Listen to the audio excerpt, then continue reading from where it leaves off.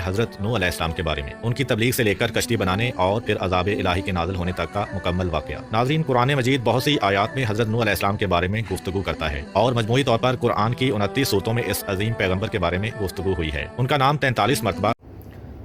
السلام علیکم ورحمۃ اللہ وبرکاتہ۔ امید ہے آپ لوگ سب خیریت سے ہوں گے۔ میں بھی الحمدللہ اللہ کا لاکھ لاکھ شکر احسان خیریت سے ہوں۔ اور انشاءاللہ جس ویڈیو میں ریئیکشن دینے آ رہے ہیں، ویڈیو بڑی امپورٹنٹ ہے دوستوں، بڑی بہترین ویڈیو ہے، بہت پیاری ویڈیو اور بہت عبرتناک ویڈیو بھی ہے دوستوں۔ کیونکہ یہ حضرت نوح علیہ السلام کی یہ پورا واقعہ ہم اس ویڈیو کے ذریعے جاننے کی کوشش کریں گے کہ حضرت نوح علیہ السلام نے اپنی قوم کو کئی سو سال تک دین کی دعوت دی، یعنی کہ اسلام کی دعوت دی، اور ان کی قوم جب نہیں مانی، وہ گمراہ ہو چکی تھی، تب اللہ نے حکم دیا کہ ایک کشتی بنائے۔ تو یہ کشتی کا واقعہ بھی حضرت نوح علیہ السلام نے جو بنائی کشتی، اس کا واقعہ بھی، اور حضرت نوح علیہ السلام کا پورا مکمل واقعہ، اور ان کی قوم پہ جو اللہ نے عذاب بھیجا تھا یعنی کہ پانی کا عذاب، وہ پورا واقعہ، مکمل واقعہ ہم اس ویڈیو کے ذریعے سے جاننے کی کوشش کریں گے۔ اور ان کے دادا، پردادا، ان کے والد، سب کے بارے میں نام بھی بتایا جائے گا کہ ان کے وہ کس نسل سے وہ شروعات ہوتے آئی ہے، اور ان کی وفات کے تک اس ویڈیو کے ذریعے سے ہم لوگ جانیں گے حضرت نوح علیہ السلام کا پورا مکمل واقعہ، پیدائش سے لے کے ان کی وفات تک کا پورا واقعہ جانیں گے اس ویڈیو کے ذریعے سے۔ تو ویڈیو بڑی امپورٹنٹ ہے دوستوں، ویڈیو اینڈ تک ضرور دیکھیے گا، اور جو بھی حضرات میرے چینل پہ نئے آتے ہیں وہ سبسکرائب کر لیا کریں، اور ویڈیو اچھی لگا کر دوستوں تو اس کو شیئر کر کے ایک لائک مارا کریں، اور اپنی قیمتی رائے کمنٹ باکس میں ضرور بتایا کریں۔ دوسری بات دوستوں، میرا ایک چینل اور ہے، اس کا نام ہے نواز ٹی وی 15۔ ہاں دوستوں، نواز ٹی وی 15 یوٹیوب پہ آپ سرچ کریں گے تو میرا چینل آ جائے گا۔ اب آپ کہیں گے اس چینل میں کون سی ویڈیو اپلوڈ کرتا ہوں، تو میں بتا دوں، اس میں کیا بولتے ہیں، ایتہاسک ویڈیو مطلب جیسے کہ ایرتل غازی ہیں، ان کی پوری بادشاہوں کی ویڈیو میرے چینل پہ پڑے گی۔ عثمان غازی ہیں، سلطنت عثمانیہ کے جو بھی بادشاہ گزرے ہیں، اچھے یا برے، سب کی ویڈیو میرے اس چینل ملے گی۔ اور ہمارے بھارت کے جو مغل سامراج جو پورا گزرا ہے، جہانگیر، اکبر، سلیم، سب کے بادشاہوں کی ویڈیو، اور مہاراجہ شیوا راج اور مہارانا پرتاپ، اور تمام جو بھی ایتہاسک ویڈیو ہیں، سب آپ کو میرے اس چینل پہ آپ کو ملے گی۔ تو جو بھی لوگ اس ہسٹری میں انٹرسٹ رکھتے ہو تو وہ چینل کو بھی میرے سبسکرائب کریں، مجھے سپورٹ کریں، اور جتنا ہو سکے شیئر کریں، اور اس چینل کو بھی سبسکرائب کریں، کیونکہ یہ میرا اسلامک چینل ہے، کیونکہ اسلام سب سے پہلے ہے، دین سب سے پہلے ہے، ٹھیک ہے نا۔ تو چلیے آئیے حضرت نوح علیہ السلام کا پورا واقعہ سنتے ہیں، پھر اس کے بعد بات کرتے ہیں حضرت نوح علیہ السلام کے بارے میں ان کی تبلیغ سے لے کر کشتی بنانے اور پھر عذاب الہی کے نازل ہونے تک کا مکمل واقعہ۔ ناظرین، قرآن مجید بہت سی آیات میں حضرت نوح علیہ السلام کے بارے میں گفتگو کرتا ہے اور مجموعی طور پر قرآن کی 29 صورتوں میں اس عظیم پیغمبر کے بارے میں گفتگو ہوئی ہے۔ ان کا نام 43 مرتبہ قرآن میں آیا ہے۔ مورخین و مفسرین نے لکھا ہے کہ نوح علیہ السلام کا نام عبد الغفار یا عبد الملک یا عبد العالی تھا، اور نوح کا لقب انہیں اس لیے دیا گیا ہے کیونکہ وہ سال ہر سال اپنے اوپر یا اپنی قوم پر نوحہ و گریا کرتے رہے۔ آپ کے والد کا نام لمک یا لامک تھا، دادا کا نام متوشلخ، اور پردادا کا نام حضرت ادریس علیہ السلام تھا۔ علی بن ابراہیم نے بسند حسن حضرت امام جعفر صادق علیہ السلام سے روایت کی ہے کہ حضرت نوح علیہ السلام 300 برس تک اپنی قوم کو خدا کی طرف دعوت دیتے رہے، لیکن قوم نے ان کی دعوت قبول نہ کی تو چاہا کہ ان پر نفرین کریں۔ اس وقت ان پر طلوع آفتاب کے قریب آسمان اول کے فرشتوں میں سے 2000 گروہ نازل ہوئے، وہ عظمائے ملائکہ میں سے تھے۔ نوح علیہ السلام نے ان سے پوچھا کہ تم لوگ کون ہو؟ کہا ہم سب آسمان اول کے فرشتے ہیں اور آپ سے سفارش کرتے ہیں کہ آپ اپنی قوم پر نفرین نہ کیجیے۔ حضرت نوح علیہ السلام نے کہا اچھا، میں نے ان کو 300 سال کی مہلت دی، 300 سال ختم ہو گئے اور وہ ایمان نہ لائے تو ان پر آپ نے پھر نفرین کا ارادہ کیا تو دوسرے آسمان کے 2000 گروہ فرشتوں کے آئے۔ نوح علیہ السلام نے پوچھا تم لوگ کون ہو؟ کہا ہم سب آسمان دوم کے قبائل ملائکہ سے 2000 قبیلے ہیں، اور ہم آپ کے پاس آئے ہیں اس لیے کہ آپ سے التجا کریں کہ آپ اپنی قوم پر نفرین نہ کریں۔ نوح علیہ السلام نے کہا 300 سال ان کو اور مہلت دی۔ پھر جب 300 سال تمام ہوئے اور وہ لوگ ایمان نہ لائے تو آپ نے ان کے لیے بد دعا کا ارادہ کیا۔ سورہ ہود آیت نمبر 36۔ اور نوح کی طرف یہ وحی کی گئی کہ جو لوگ ایمان لا چکے ہیں ان کے علاوہ آپ کی قوم میں سے ہرگز کوئی اور ایمان نہیں لائے گا، لہذا جو کچھ یہ لوگ کرتے ہیں آپ اس سے رنجیدہ نہ ہو۔ سورہ نوح آیت نمبر 26-27۔ اور نوح نے کہا پروردگار، روئے زمین پر بسنے والے کفار میں سے ایک کو بھی باقی نہ چھوڑ، اگر تو انہیں چھوڑ دے گا تو وہ یقیناً تیرے بندوں کو گمراہ کریں گے اور یہ لوگ صرف بدکار کافر اولاد ہی پیدا کریں گے۔ حضرت نوح علیہ السلام کی اس دعا کے بعد اللہ تعالیٰ نے ان کو حکم دیا کہ کھجور کے درخت بوئیں۔ آپ نے درخت لگانا شروع کیا، بس آپ کی قوم کے لوگ آپ کے پاس آ کر آپ کا مذاق اڑاتے کہ ایسا بوڑھا شخص جس کی عمر کے 900 برس گزر چکے ہیں اور وہ کھجور کے درخت لگا رہا ہے، پھر آپ کو پتھر مارتے تھے۔ اسی طرح 50 برس گزرے اور کھجور کے تمام तमाम दरख्त बड़े और मजबूत हो गए। तो अल्लाह ताला का हुक्म आया कि इन दरख्तों को काटें। ये देखकर आपकी कौम फिर मजाक करने लगी कि अब जबकि खजूर के दरख्त बड़े हो गए हैं तो इस बुढ़े मर्द ने काट डाले, इसकी अकल जायल हो गई है और पीरी इस पर गालिब आ गई है। सूरह हूद आयत नंबर 38-39। और वो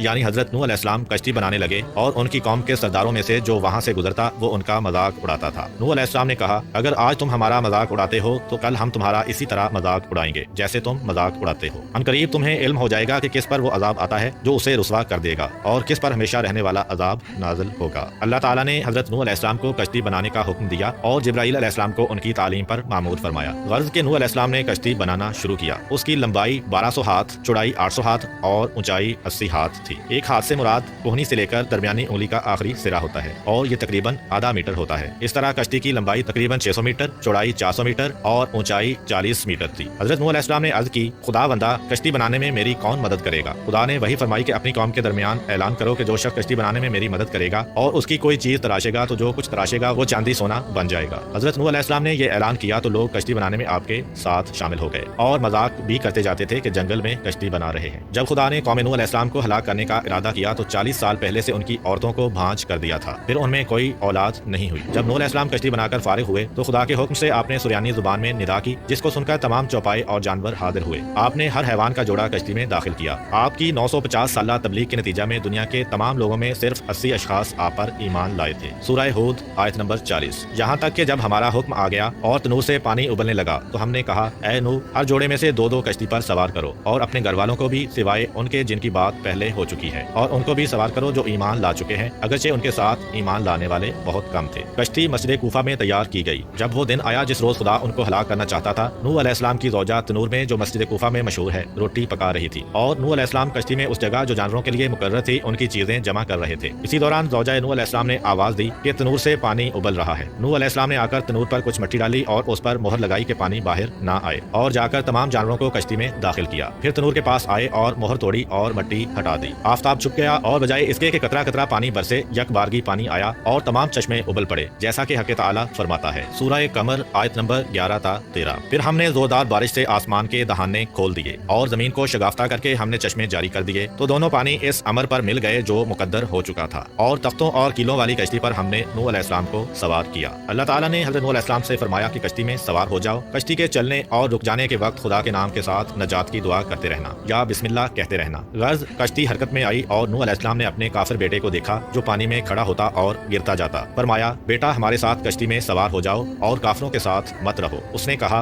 यानी जल्द पहाड़ पर चढ़ जाता हूँ और वहाँ पनाह लेता हूँ, वो मुझको पानी में डूबने से महफूज रखेगा। नूह अलैहिस्सलाम ने फरमाया, आज खुदा के अजाब से कोई बचाने वाला नहीं है मगर वही बच सकता है जिस पर खुदा रहम फरमाए। फिर नूह अलैहिस्सलाम ने कहा, पालने वाले, यकीनन मेरा बेटा मेरे अहल से है और बेशक तेरा वादा सच्चा है और तू तमाम हुक्म करने वालों से बेहतर हुक्म करने वाला है। हक़ ताला ने फरमाया, ऐ नूह अलैहिस्सलाम, वो तुम्हारे अहल से हरगिज नहीं है जिनकी नजात का मैंने वादा किया है, लिहाजा मुझसे ऐसी बात का सवाल ना करो जिसका तुमको इल्म नहीं है। मैं तुमको नसीहत करता हूँ कि तुम जाहिल मत बनो। नूह अलैहिस्सलाम ने अर्ज की, खुदा बंदा, मैं तुझसे पनाह चाहता हूँ इस बात से कि तुझसे ऐसी चीज का सवाल करूँ जिसका मुझे इल्म ना हो, और अगर तू मुझको ना बख्शेगा और रहम ना फरमाएगा तो मैं नुकसान उठाने वालों में से हो जाऊंगा। बस खामोश हो रहे जैसा कि खुदा बंदे आलम ने उनसे फरमाया। इसी असना में उनके दरमियान मौज हायल हो गई और पिसरे नूह अलैहिस्सलाम गर्क हो गया। कश्ती मुड़ी और उसको मौजों ने थपेड़ा दिया यहाँ तक कि मक्का में पहुंची और खाना काबा के गिर्द तवाफ किया क्योंकि काबा के सिवा तमाम दुनिया गर्क हो गई थी। खाना काबा को बैतुल अतीक इसलिए कहते हैं कि वो गर्क होने से महफूज रहा। गज 40 रोज तक आसमान से पानी बरसता रहा और जमीन से चश्मे उबलते रहे यहाँ तक कि कश्ती इस कदर बुलंद हुई कि आसमान से जा मिली। तो हजरत नूह अलैहिस्सलाम ने अपने हाथ बुलंद किए और अर्ज की, या रहमाना अतकिन, यानी परवरदिगारा एहसान फरमा। उस वक्त खुदा ने जमीन को हुक्म दिया कि अपने पानी को खींच ले, जैसा कि कुरान मजीद में बयान हुआ है। सूरह हूद आयत नंबर 44। यानी कहा गया कि ए जमीन अपने पानी को जज्ब कर ले और ए आसमान बरसने से रुक जा। जो पानी जमीन से बाहर आया था जमीन ने उसे जज्ब कर लिया मगर आसमान के पानी को कबूल ना किया और कहा कि खुदा ने मुझे सिर्फ अपने पानी के जज्ब करने का हुक्म दिया है। तो आसमान का पानी जमीन के ऊपर ही ठहर गया और कश्ती जूदी पर ठहरी और वो मूसल में एक बड़ा पहाड़ है। बस खुदा ने जिब्राईल अलैहिस्सलाम को भेजा तो जो पानी जमीन पर रुका हुआ था उसको उन दरियाओं में पहुंचा दिया जो दुनिया के गिर्द खल्क किए गए हैं और नूह अलैहिस्सलाम को खुदा ने वही फरमाई। सूरह हूद आयत नंबर 48। कहा गया, ए नूह अलैहिस्सलाम, उतरो हमारी तरफ से सलामती और बरकतों के साथ जो आप पर और उन जमातों पर हैं जो आपके साथ हैं, और कुछ जमातें ऐसी भी होंगी जिन्हें हम कुछ मुद्दत जिंदगी का मौका बख्शेंगे, फिर उन्हें हमारी तरफ से दर्दनाक अजाब पहुंचेगा। फिर हजरत नूह अलैहिस्सलाम ने 80 मोमिनों के साथ जो आपके हमरा थे मूसल में कश्ती से उतरे और मदीनतुस समानीन की बुनियाद डाली। हजरत नूह अलैहिस्सलाम के 3 बेटे साम, हाम और याफिस भी उनके हमरा कश्ती کشتی میں سوار تھے۔ مورخین کا نظریہ یہ ہے کہ کرۂ زمین کی اس وقت کی تمام نسل انسانی کی باز گشت انہی تینوں فرزندوں کی طرف ہے۔ ایک گروہ حامی نسل ہے جو افریقہ کے علاقہ میں رہتے ہیں، اور دوسرا گروہ سامی نسل ہے جو مشرق وسطیٰ میں رہتے ہیں، اور یافس کی نسل کو چین کے ساکنین سمجھا جاتا ہے۔ چونکہ طوفان نوح کے بعد نسل انسانی حضرت نوح علیہ السلام کے فرزندوں سے آگے بڑھی، اسی سبب سے حضرت رسول خدا صلی اللہ علیہ وآلہ وسلم نے فرمایا کہ نوح علیہ السلام 2 پدر میں سے ایک پدر ہیں، یعنی حضرت آدم علیہ السلام کے بعد تمام انسانوں کے باپ ہیں۔ اسی وجہ سے حضرت نوح علیہ السلام کو آدم ثانی بھی کہا جاتا ہے۔ روایات میں آیا ہے کہ حضرت نوح علیہ السلام کی کشتی پورے 6 ماہ سرگرداں رہی۔ یہ مدت ابتدائی ماہ رجب سے لے کر ذی الحج کے اختتام تک تھی۔ ایک اور روایت کے مطابق 10 رجب سے لے کر روز عاشورہ تک کشتی پانی کی موجوں میں سرگرداں رہی۔ حضرت امام موسیٰ بن جعفر علیہ السلام سے منقول ہے کہ جب نوح علیہ السلام کشتی میں بیٹھے اور وہ خدا کے حکم سے چلی، اس وقت خدا نے پہاڑوں پر وحی کی کہ میں اپنے بندے نوح علیہ السلام کی کشتی کو تم میں سے کسی پر ٹھہرانا چاہتا ہوں۔ یہ سن کر تمام پہاڑوں نے اپنے اپنے سر بلند کرنا شروع کیے، سوائے کوہ جودی کے جو موصل میں ہے۔ اس نے عجز و انکساری سے کام لیا اور کہا کہ میرا وہ رتبہ نہیں ہے کہ نوح علیہ السلام کی کشتی مجھ پر ٹھہرے۔ خدا نے اس کی انکساری پسند فرمائی اور کشتی کو معمور کیا کہ اسی پر ٹھہرے۔ لہٰذا جب کشتی جودی سے ٹکرائی اور متزلزل ہوئی تو اہل کشتی کو اس کے ٹوٹ جانے اور ڈوب جانے کا خوف ہوا۔ اس وقت نوح علیہ السلام نے ایک جروکے سے جو کشتی میں تھا اپنا سر باہر نکالا اور ہاتھوں کو آسمان کی جانب بلند کیا اور کہا، یا رحمانو اتقن، یعنی پروردگار احسان فرما۔ ایک اور روایت کے مطابق حضرت نوح علیہ السلام نے جناب رسول خدا اور ان کی آل کا واسطہ دے کر اللہ تعالیٰ سے دعا کی تھی۔ بہت سے مفسرین نے کہا ہے کہ کوہ جودی جس کے کنارے کشتی نوح علیہ السلام آ کر لگی تھی اور جس کا ذکر قرآن میں آیا ہے، وہ وہی مشہور پہاڑ ہے جو موصل کے قریب ہے۔ بعض دوسرے مفسرین نے اسے حدود شام میں یا آمد کے نزدیک یا عراق کے شمالی پہاڑ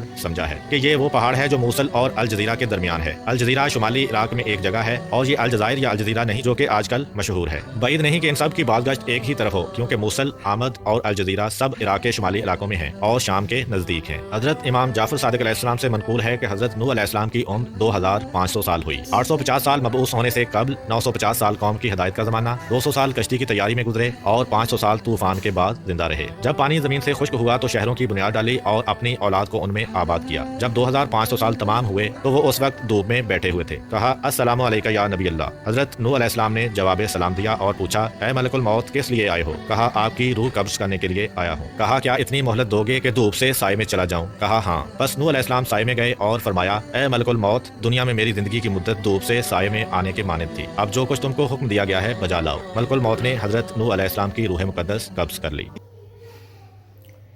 تو دوستوں، یہ تھا ہمارا ایکشن جو ہم نے دیکھا حضرت نوح علیہ السلام اور ان کی قوم اور کشتی اور ان کا وفات کا پورا واقعہ ہم نے اس ویڈیو کے ذریعے سے جانا۔ دوستوں، کوئی بھی قوم جب گمراہ ہو جاتی ہے، اللہ کی نافرمان ہو جاتی ہے، تو اللہ کا پھر اس پہ عذاب ضرور آتا ہے۔ عذاب کسی بھی شکل میں آ سکتا ہے، یہ کسی کو نہیں پتہ۔ تو ہمیں اللہ کو راضی کرنا ہے تاکہ اللہ تعالیٰ ہم سے راضی ہو جائے، دنیا میں سنور جائے اور آخرت بھی ہماری سنور جائے۔ تو وہ سارے کام کریں اچھے، جس سے اللہ راضی ہوگا۔ دوستوں، اللہ کو راضی کر لیں، کیونکہ یہ جو زندگی ملی ہے، اس کے بعد زندگی ملے گی نہ دوبارہ، یہ سمجھ لیجیے۔